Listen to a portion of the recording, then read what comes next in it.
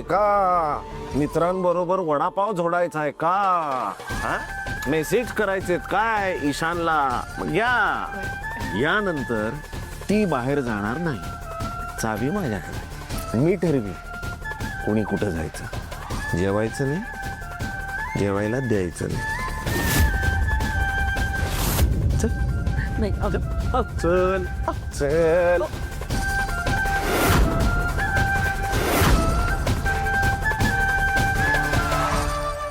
ऐका ना, माझं ऐकून तरी घ्या. तुम्ही ऐका माझं. मला तुम्ही कुठलीही शिक्षा द्या. 8 दिवस मला न जेवायची शिक्षा द्या. मी सगळं सहन करेन, पण माझ्या पिहूला असं एकटीला काही न खाता पिता खोलीत कोंडू नका. माझी पिहू माझा जीव आहे. आम्ही माय लाईक नाही आहोत, आम्ही मैत्रिणी आहोत. तोच तर प्रॉब्लेम आहे. हे जे काही मैत्रीमध्ये चाललंय ना सगळं, हाच तर मोठा प्रॉब्लेम आहे माझ्यासाठी. मी जर एखादी गोष्ट सांगितली होती तर ती धुडकावून लावून तू तिच्याकडे गेलीस. नाही, तू असशील ते मैत्रीण. मी बाप आहे तिचा, मी नाही मित्र वगैरे. आणि बाप असण्याचं कर्तव्य मी चोख बजावणार. शब्द दिला होता ना, माझा शब्द मोडला ना तुम्ही. माझा शब्द नाही, ऐका. तिने शब्द नाही मोडला, शब्द मी मोडला. तेव्हा तिला मोबाईल मी दिला, कारण मला तिची काळजी वाटत होती, म्हणून तो मोबाईल तिला दिला गेला. एक आई म्हणून तिच्या चांगल्याचा, तिच्या सुरक्षेचा विचार होता. बाकी काही नव्हतं माझ्या मनात. आणि आत्ता पण मी शब्द मोडला, कारण माझ्या बाळांनी रात्रीपासून काही खाल्लं नाहीये. अहो, मला एकदा तिला बघून तिला खाऊ घालायचं होतं. मूळ मुद्दा, मी जर सांगितलं होतं की पिहू फोन वापरणार नाही, तर तिच्याकडे फोन कसा आला? का आला? म्हणजे माझ्या शब्दाला काही किंमतच नाहीये. नाही ना, म्हणून तर तिच्याकडे फोन आला. माझ्या नकळत माझे शब्द मोडता ना तुम्ही. नाही, शिक्षा मिळणार म्हणजे मिळणार. यानंतर ना मला थांबवायचं नाही. मी सगळ्यांना नाही, तुम्ही ऐका, एकदा माझं ऐकून घ्या. तुम्ही ना एक वडील म्हणून विचार करा, मग तुम्हाला पटेल की मी चुकीची नाही. अहो, मी तुम्हाला किती वेळा सांगितलं की तिला एक छोटासा मोबाईल घेऊ. पण त्यांनी काय फरक पडणार होता? हो, आपल्याला कळलं असतं ना तिला कधी यायला उशीर होतोय किंवा कुठे अडकली आहे, हे आपल्याला कळलं असतं ना. हे बघा, त्या दिवशी पण काय झालं, त्या दिवशी जर तिच्याकडे एक मोबाईल असता तर ती आपल्याला कळू शकली असती की क्लासला सुट्टी आहे म्हणून मी मैत्रिणीच्या वाढदिवसाला जाते, तिकडे मला उशीर होणार आहे, मग ट्रेन्स बंद झाल्या. आपल्याला काहीच माहित नव्हतं, तिला उशीर झाला. खरं सांगा, बाबा म्हणून तुम्हाला पण तिची काळजी वाटत होती की नाही? त्या दिवशी आपल्या मनात नको ते विचार येत होते की पिहूला काही झालं तर नसेल ना, ती कुठे अडचणीत तर अडकली नसेल ना, येत होते की नाही? तेव्हा जर तिच्याकडे मोबाईल असता तर ती आपल्याला कळू शकली असती. त्या दिवशी मग पुढे काय झालं तुम्हाला माहितीच आहे. आणि मंदारला इथलं काही माहित नव्हतं. तो अनायसा मला मार्केटमध्ये भेटला, दुसऱ्या दिवशीच भेटला. मी त्याला माझी काळजी सांगितली आणि त्यांनी त्याच्याकडचा जुना मोबाईल पिहूला दिला. भीक मागितलीस त्याच्याकडे?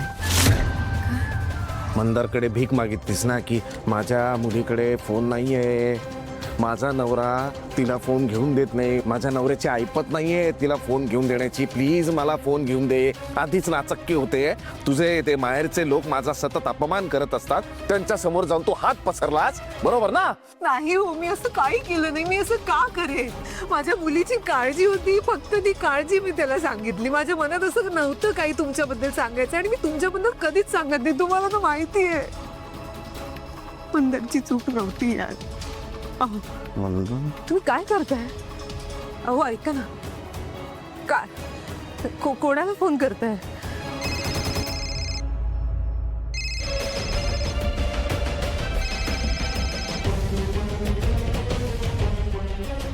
हॅलो. ए मंदार, कोणाला विचारून माझ्या मुलीला फोन दिला रे तू? पिहू कॉलेजला जाते, ट्रेनने प्रवास करते. तिच्या सेफ्टीसाठी मी तिला तो फोन दिलाय, आणि तिच्या सेफ्टीची काळजी मला आहे, तुम्हाला नसली तरी. ती माझी मुलगी आहे, कळलं ना? तिच्या सेफ्टीचं काय ते मी बघून घेईन. एवढीच तिच्या सेफ्टीची काळजी असती ना तर मला हा तिला फोन द्यायची गरज लागलीच नसती. तुमच्यापैकीच कुठेतरी घेऊन दिला असता ना. एनिवेज, माझ्या ताईचे चांगले संस्कार आहेत म्हणून ती टिकले या घरात.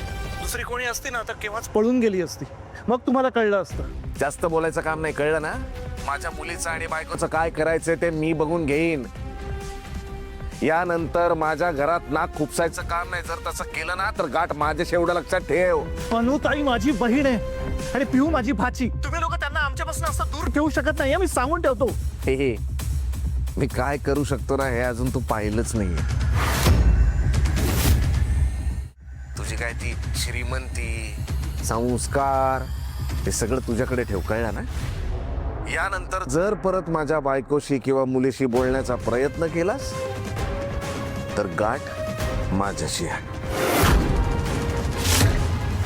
तुम्हा सगळ्या गोखल्यांना पुरून उरे ना मी. हॅलो हॅलो,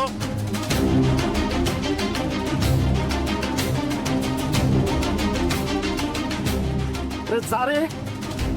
म्हणजे ताईला भेटायचं नाही, अनुला भेटायचं नाही. मी पण बघतोस ना तू मला पिहूला भेटण्यापासून आणि ताईला भेटण्यापासून कसा रोखतोस ते. हे स्वतःला दोघींसाठी काही करायला नको. अरे मी करतो तर याचा इगो मध्ये येतो का?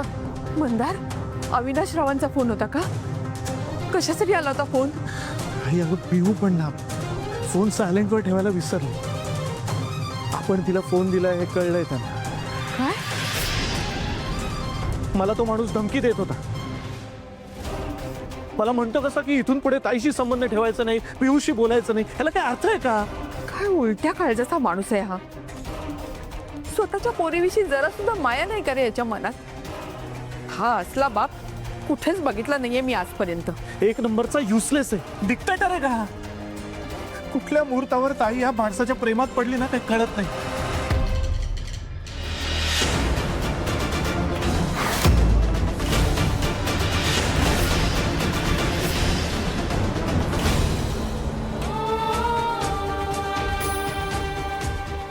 तुम्ही एकमेकींशी बोलण्याचा प्रयत्न करणार आणि म्हणून मी शिक्षा आणली आहे.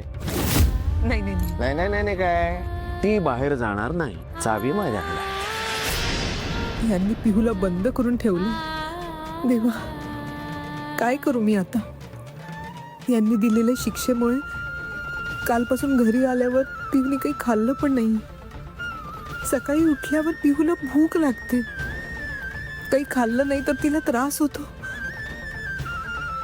अविनाशच्या हातापाया पडले तरी काही उपयोग होणार नाही. पण पण पिहूला कसंही करून काहीतरी खायला द्यायला हवं. अशा सगळ्या मैत्रिणींचे वडील किती प्रेम करतात त्यांच्यावर. मुलगी वडिलांची जास्त लाडकी असते ना. पण बाबा माझा इतका राग का करतात?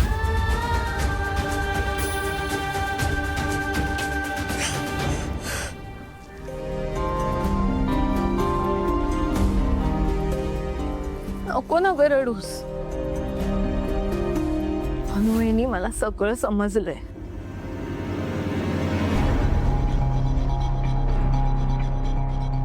अरे नवऱ्याला त्रास द्यायचा